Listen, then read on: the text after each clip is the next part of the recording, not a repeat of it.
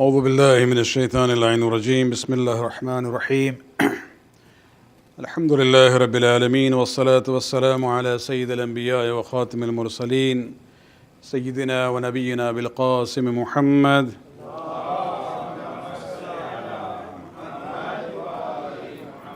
وعلى أهل بيته الطيبين الطاهرين المعصومين واللعنة الدائمة الباقية لأعدائهم من الآن إلى قيام يوم الدين. Amma ba'd, brothers and sisters in Iman, Assalamu alaikum wa rahmatullah. We have been looking at a brief review of Surah al-Qiyamah, Surah number 75 of the Quran. As the title itself shows, this is about Qiyamah and the Day of Judgment. That is the main theme of this surah. In between, there was a minor theme also, which was about the Quran and the message of the Prophet being, as based on the revelation of Allah subhanahu wa ta'ala. We looked at the minor theme on Friday evening, and now we'll continue with verse number 16 to verse number 19. This is what Allah subhanahu wa ta'ala says, كَلَّا بَلْ تُحِبُّونَ الْعَاجِلَ. No, indeed, rather you love this transitory life, وَتَذَرَوْنَ الْآخِرَةَ, and you forsake the hereafter. وُجُوهٌ يَوْمَئِذٍ نَاظِرَةٌ. On that day, some faces will be fresh on that day, looking at their Lord. وَوُجُوهٌ يَوْمَئِذٍ بَاسِرَةٌ تَظُنُّ أَنْ يُفْعَلَ بِهَا فَاقِرَةٌ. And some faces will be squalling or in a angry and sad state on that day, knowing that they will be dealt out a punishment which will break their spine. Now, basically Allah subhanahu wa ta'ala now is continuing the theme which came earlier in this surah. And that was the question that why do people deny the existence of the Day of Judgment? They don't want to accept it, and this is of course especially looking at the context in which the surah was revealed in Mecca during the early days of Islam. The ayat actually is connected to the earlier theme. If you remember, the very early ayat of this surah dealt with this question that the mushrikeen of Mecca had about resurrection. How is it possible when a person dies, and he's buried, his body decays, even the most hard part of the body, the bones, will decay and turn into dust. And so that was always the question they had. How would these, bones which will decay and turn into dust, how is Allah going to bring them back? And we saw the example where Allah subhanahu wa ta'ala says that the one who has created you, He can bring you back not only the bones, and He says, look at your banan. Banan means your fingertips. Even that will be made again the way it was, although it is soft and delicate.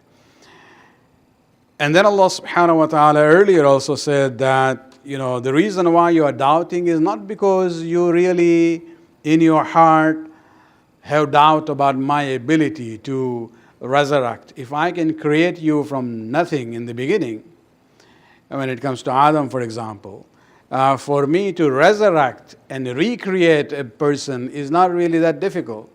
So in your mind, this is not impossible. The reason why you deny this is because you want to have freedom of doing whatever you want to do, right or wrong. And Qiyamah is a barrier in that objective. Because if you believe in Day of Judgment, if you believe in the accountability at the end, you will not be free to whatever you want to do. And so this verse number 20 and 21 actually are actual continuation of that theme. And so Allah subhanahu wa ta'ala begins by saying, كَلَّ بَلْ تُحِبُّونَ الْعَاجِلَ. The reason for denying resurrection is that you love this life, this dunya. And because you love this dunya, تَذَرَوْنَ الْآخِرَةَ. You forsake the hereafter. You don't really want to think about what will happen at the end. You just want to see whatever here you have, you want to enjoy it, and that's the end of the story. Al-ajila is from ajal. You know, we say ajjal Allahu ta'ala farajah for the imam, or we say al-ajal means something which is, we would like to bring it forward. And this refers to something which is immediate and present. Al-ajila, and it refers to the present life. Al-akhirah means the last one, the final one, and here it refers to the life in hereafter. Now, why people always like, as Allah says, tuhibbun al-ajila? They are people who like this dunya. These are the ones who deny the concept of akhirah. وَتَذَرَوْنَ الْآخِرَةِ. They want to just ignore and forsake or abandon this concept of hereafter. This is everything to do with the hubb dunya. The ahadith that we have from our Masumin, they say, hubb dunya ra'sul khataya. The love for this dunya is the basis of all the problems that we have. It doesn't mean that Islam is saying don't love this dunya. No. It is just the matter of perspective. You should not get into it to an extent where you forget the hereafter. Yes, love this dunya. Allah has created this for you.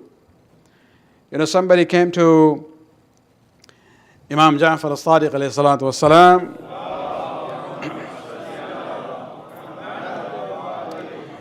Was kind of, part of this group who are known as the Sufis, who apparently shun the luxuries of this dunya.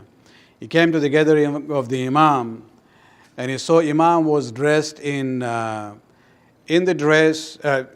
clothing which were made of good quality.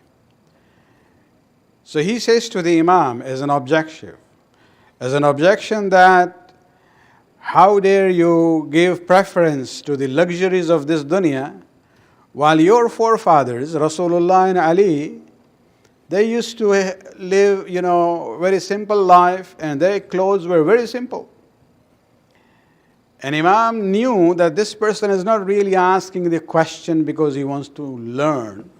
He is trying to put me down. And when you have this kind of a questioner, your response also would be different. So Imam said, but who told you that the blessings of Allah are only for the sinners in this dunya? This is what you are saying. The good things of this dunya is only for those who don't believe in Him or those who commit sins. So no. Then he went away. So this fellow, the companions of the Imam continued the discussion. They said, but his question is still hanging there. We need a more, detailed response. This is what Imam said, that this person has confused when it comes to what kind of the dress the leader of the community would have.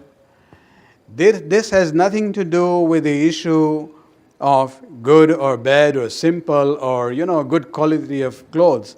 It has to do with the time and the environment. Rasulullah and Amir al-Mu'minin lived at a time when the normal standard of life of people was kind of down. It was simple.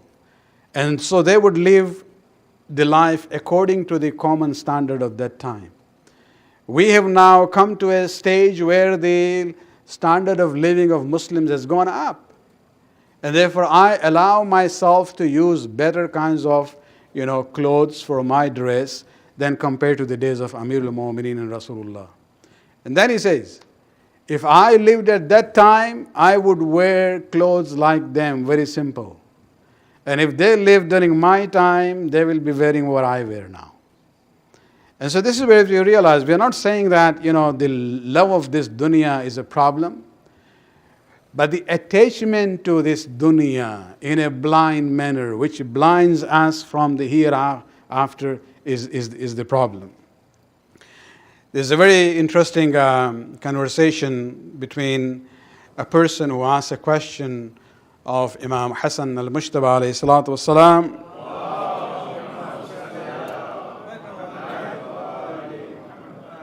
He came to the Imam and he said, Inni akhafu al-maut. Oh Imam, I fear death. Can you, teach me something that I don't have that fear of dying? It's eventual, everybody is going to die. And Imam says, ذاك أنك أخرت مالك ولو قدمته لصرك أن تلحق به. Imam says the problem is that you have wealth, quite a lot, but you have kept it here for yourself, your family. You have not used any part of it and send it ahead of you for the akhirah. If you had already sent your mal through charity and for help and through helping your relatives and others, then this mal will be waiting for you in the akhirah. When you have worked in a way that you have your investment over that side, then for you death will not be that painful and difficult. You will not fear because you already are afraid because you have not prepared yourself for what is going to come after death in the akhirah. And this is where we see that it's not that mal dunya or the luxuries of this dunya are haram or you shouldn't love it. You love it, but it is the perspective which is more important. Let me put it this way. If you look at dunya as the objective, this is my goal, nothing else, there is nothing at the end, there is no akhirah, then you will be tied to it. You will not be, willing to part with it when the time comes. And that's where death will become very painful and difficult because you are leaving everything that you love.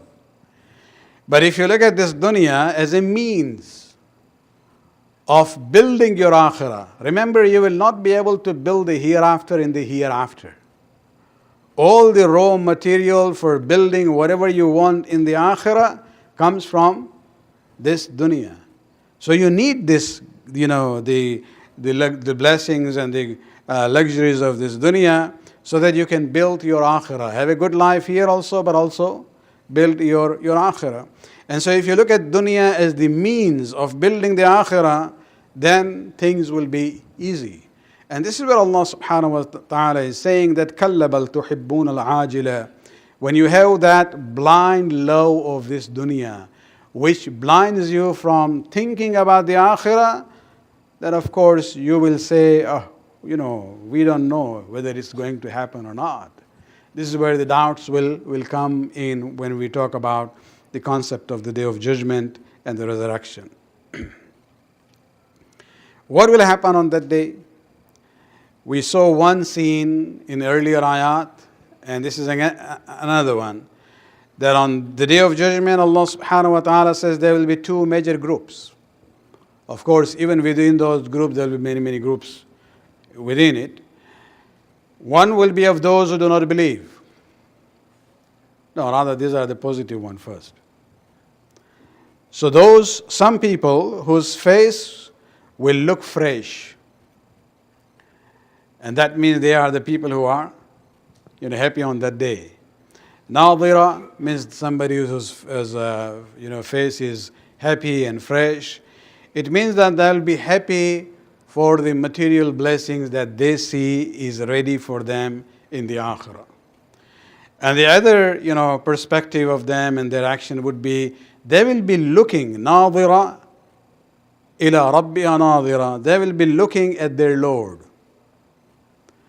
This refers to not looking at Allah. Allah is not a physical entity, but it means looking forward to the spiritual blessings from their Lord. Before we go to the second group, let me talk about this again. وجوه إلى ربها ناظرة. Allah subhanahu wa ta'ala talking about the positive group on the day of Qiyamah, that some faces would be looking at their Lord. And the question comes up, looking, nazar, nadira. So are we going to see God on the day of Qiyamah? You might be surprised that there are some Muslims not the Shias, not the followers of Ahlul Bayt. But they are Muslims, especially those who believe in the some of the groups among the Ash'ira, Sunni, who believe that we cannot see God in this dunya. God cannot be seen in this dunya. But on the day of Qiyamah, you will be able to see God. Which is a problem, because God is not a physical entity, He's a metaphysical reality. You cannot confine God to any physical dimensions, and therefore you cannot actually perceive or comprehend Allah with your eyes. So, but they use this ayah. They say, see, Allah subhanahu wa ta'ala says, talking about the believers and the good doers, He says, wujuhun yawma'idhin nadhira, there will be some faces which will be happy, ila rabbiha nadhira, they will be looking at their Lord. This is the ayat that they use. The way of understanding this ayat is that there is difference between what is known as nazar and ru'ya. In Arabic there are two words, nazar and ru'ya, or even in Farsi we say ru'yat and nazar. Looking and seeing. For example, I can write this Arabic sentence, نظرت إلى الهلال فلم أره. This happens many times. And what does it mean? I looked for the crescent, but I didn't see it. So looking is one thing, seeing is something else. So there would be people maybe looking for their Lord, but that doesn't mean that they will see Him. The real meaning of this ayat is not that they will be looking, otherwise they wouldn't be on that status. If they don't know the reality of Allah subhanahu wa ta'ala, that they cannot see Him, it means that they will be looking forward towards the blessings of Allah subhanahu wa ta'ala, to the mercy of Allah subhanahu wa ta'ala. Sometimes we say, I have this problem, or hamari nazar aap par hai. We say, my focus is on you. It's just a way of saying that, I'm expecting something positive and good from you. Not only that, if you look at another ayat which is more clear on this issue from Surah number 6, ayat number 103, Allah subhanahu wa ta'ala says, لا تدركه الأبصار. Eyes don't comprehend Him. Eyes don't have the ability to see Him. وَهُوَ يُدْرِكُ الْأَبْصَارِ, while He comprehends our eyes. وَهُوَ اللَّطِيفُ الْخَبِيرُ, He is very subtle and He is aware. And Allah subhanahu wa ta'ala being latif, you cannot really see Him. So even the qualities of Allah, the attributes which are coming at the end of the ayat are very much relevant to the theme. Something which is latif, very subtle, is not something you can physically see. And this is because those who look at the Quran, especially when it comes to the ayat about Allah subhanahu wa ta'ala, our Imams have been very clear that wherever you see anything described about Allah subhanahu wa ta'ala in the Quran in human language or human dimensions, you have to realize that those are the verses which are of symbolic manner. You don't take their literal meaning. You have to look at other ayat which are very categorical and make that the basis. So here, for example, this ayat from Surah number 6, ayat number 103, which says, لا تدركه الأبصار. Eyes cannot see Allah subhanahu wa ta'ala. Eyes cannot comprehend Allah subhanahu wa ta'ala. This will be a muhkam ayat, a clear ayat on this issue. Any other ayat, for example, وُجُوهٌ يَوْمَئِذٍ نَاظِرَةٌ إِلَىٰ رَبِّهَا نَاظِرَةٌ, you will have to then give an explanation which can be in line with the clear ayat. And so the explanation would be that some faces will be fresh on that day, looking forward to the mercy of their Lord. And that is the method of tafsir of the Quran from the Ahlul Bayt alayhi salatu wasalam. The opposite group, The second group, وجوه يومئذ باسرة. Basira refers to the people whose face is kind of mixture of anger and sadness, because they know what's going to happen on that day. تظن أن يفعل بها فاقرة. And they know that they will be punished in such a way that even their spine will break. Knowing what is going to happen to them, of course, that will be the emotions or the reflection of what is on their face at that time. When we talk about this issue of hubb ad-dunya, I remembered a statement of Amir al-Mu'mineen I shared with you in 2013 in Ramadan. So I just imported that slide here. Ali has his own way of describing things. It's very unique. You will not see it anywhere else. When you talk about dunya, dunya is not to be shunned. Dunya is not a negative thing. Ali says the problem is not with dunya, the problem is with you.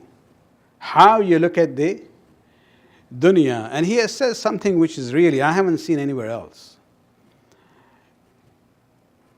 Where he says, مَنْ عَبْصَرَ بِهَا بَصَّرَتْهُ وَمَنْ عَبْصَرَ إِلَيْهَا أَعْمَتْهُ. Very powerful words in a very short sentence.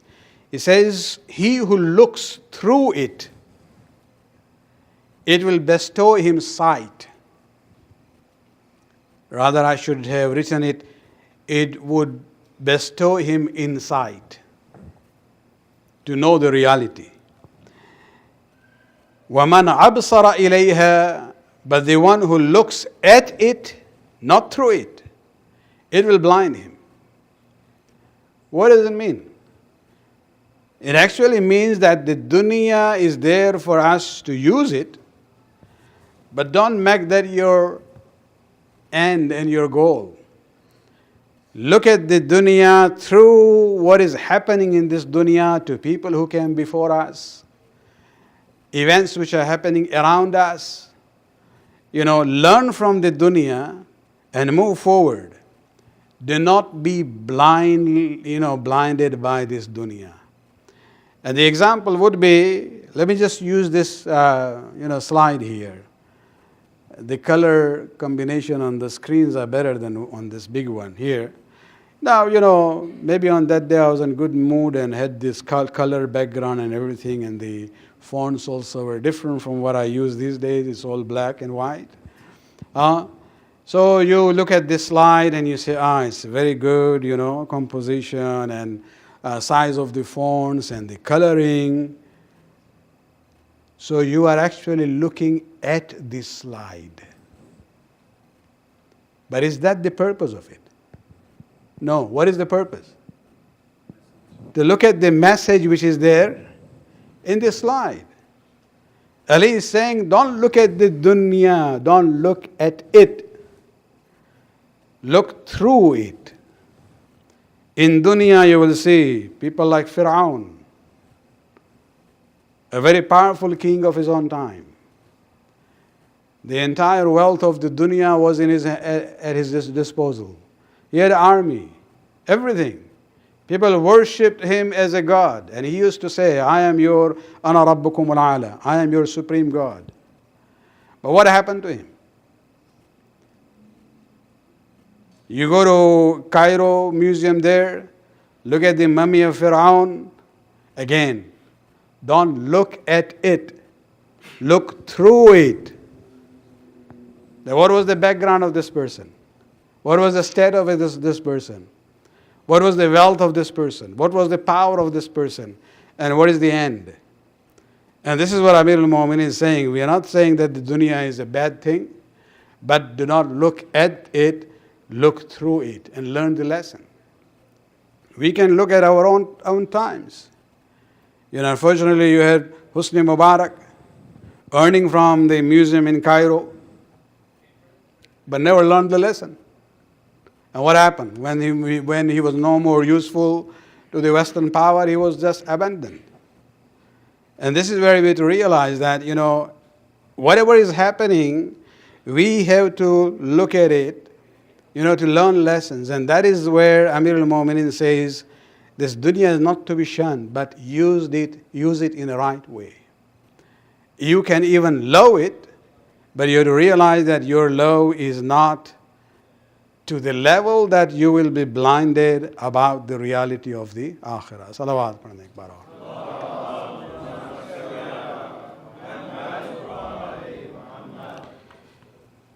My late father, in one of his writings, he actually has a beautiful way of putting it, where he says, "Oh my son," talking about the relationship of a person to this dunya and the luxuries of his dunya, he says, "Oh my son, be like the fly which sits on the sugar. Don't be like the fly which sits on the honey, the liquefied honey. Both are sweet. And the fly wants that, as part of its food and nutrition. The one which sits on the sugar will sit there and take as much as it needs. And then that fly can easily fly away when its need is fulfilled. But that honey, liquefied honey which is there, if the fly sat on that, for a while, taking as much as it wants, it wouldn't realize that it's actually sinking in. It will get stuck into it. And so our relationship with this dunya should be like of the fly which is sitting on the sugar and not the one which is sitting on the honey. And that's where maut becomes easy. Because if a person has prepared himself or herself for the akhirah, they have things there already waiting for them. Then it's not that difficult. But if you have everything here, all the comforts of dunya is there. You prepared it, everything. You are living everything, going to a place where you had not sent anything. That is where maut becomes difficult. And that is why when you see the examples of people like Ali or Imam Hussain alayhi salam, or even his young son Ali Akbar, when they use this term, la nubali, we don't care whether we go towards death or the death comes towards us, because they have prepared. For us sometimes it is, all these issues related to my duties and religion and this and that, inshallah when I retire I'll do it. First of all, what is the guarantee you are going to be alive at that time, or even see your retirement? If you really work on it on the day-to-day basis, whatever I'm supposed to do today, I finish it.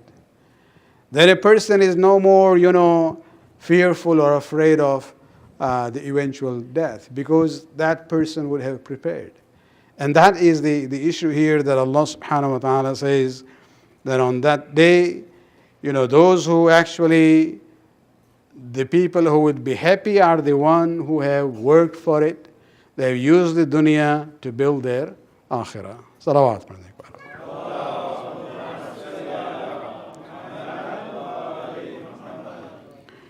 Let me end with one more hadith. I don't want to make it very difficult, but it's the same theme anyway. It's for myself first, before I say it to anyone else. Where a person by the name of Hafs came to Imam Ja'far as-Sadiq alayhi salatu wasalam.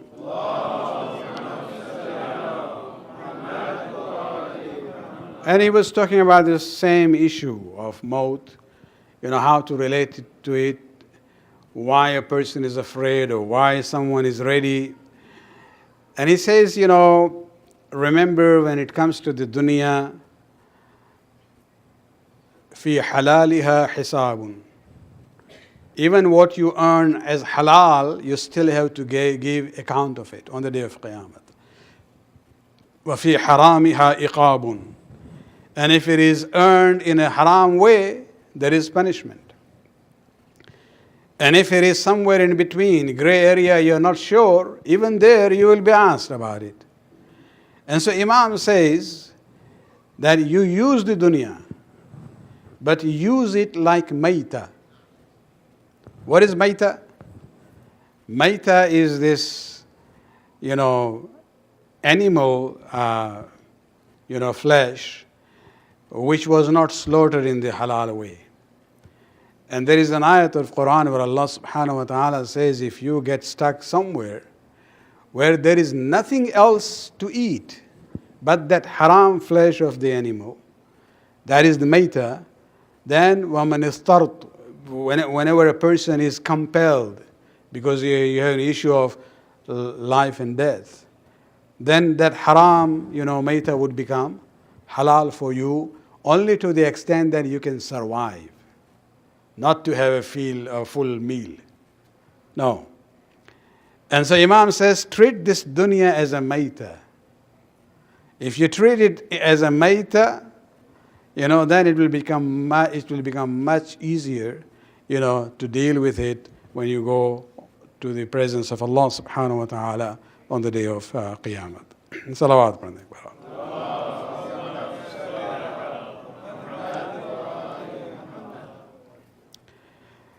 We have a few minutes here, so any questions about other issues of fasting? That's okay. It doesn't have to be in the same theme. Yes. I would ask the gelatin part. By mistake I bought something which contains gelatin. I can't get rid of it. Can I give it to somebody who can use it, or just destroy it? When it comes to the issue of gelatin, you see, the way it is processed, the way we have looked at it, and the opinion of Ayatollah Khoui was that when the gelatin is processed, it goes through so much changes that istihala happens there. Istihala is the method where something changes from one form to another to the extent that it is completely different now. And then the najasat is gone. So according to the perspective of Ayatollah Khoui, this is actually based on the work I had done, and then questions were sent to him in late 80s actually. And this was his opinion at that time. Ayatollah Sistani says that the way gelatin is manufactured, he says the level of change which takes place, according to his study, he says it is not yet sufficient enough for istihala to apply there. And so you don't need to throw it away, you don't need to destroy it. You find somebody who is still in taqleed of Ayatollah Khoui or the other maraji, they can still use it. Or if it doesn't specify whether this gelatin is from animal base or vegetable base, then you have this, leeway there to use it. But if you know if it is from animal and you are muqallid of Sistani, then you cannot consume it. And the second question, sir. Yeah. Then the second question is, if you get sweets from Hindu family, for example, which you cannot use, so can I give it to somebody who's a Hindu and can use this one, or? So your question is that you got sweets from a Hindu family. Not going, but it goes a gift as Yeah, you got it from a Hindu family. Can you give that to another Hindu friend of yours? Yes, you can do that. There's no problem in there. Yeah. I have two situations. First one is about the fitra working day. As a man of the house, I give fitra on behalf of everyone. But if I am, let's say, in Europe on Eid day, and over there the time is 6 hours ahead, and I give before Fajr time, how does that apply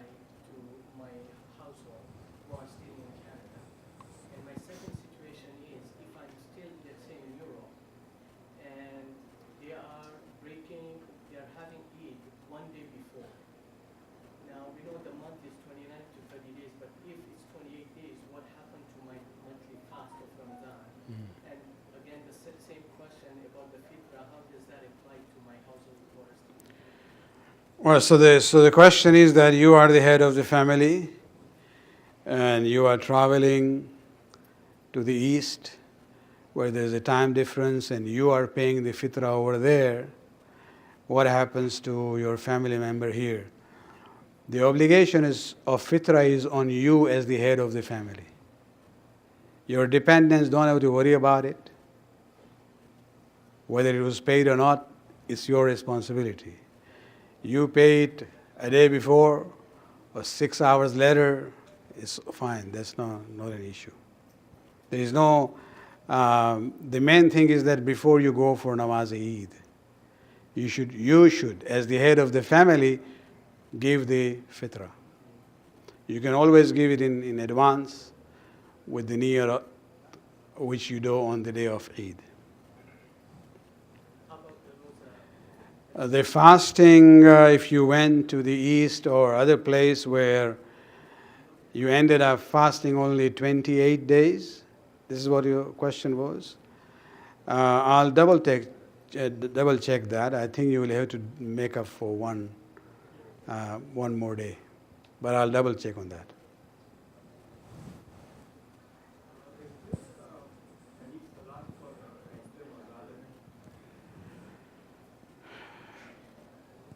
Radd mazalim is more a sadaqah. Namaz Radd mazalim, we'll have to look into it.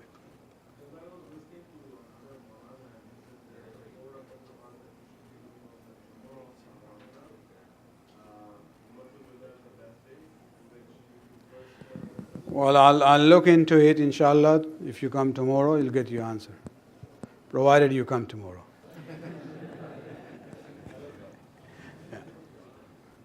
One question from I think the day before yesterday. You were talking about the way the Quran was revealed to the Prophet. Do all schools of thought accept that it was revealed in parts as well as in whole on the Prophet?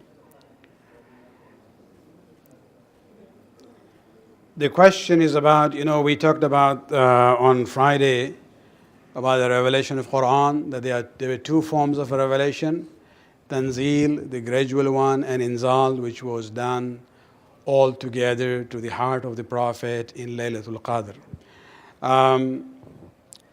The question is whether these two modes of revelation of the Quran, this is acceptable by other schools of thought in the Muslim world or not. At the moment, I'm not sure about it. I'll have to look into it. I know that when it comes to Tanzil, the gradual revelation, everybody is unanimous that yes, it started in the cave of Hira when the Prophet was 40 years old and continued till the last days of his life.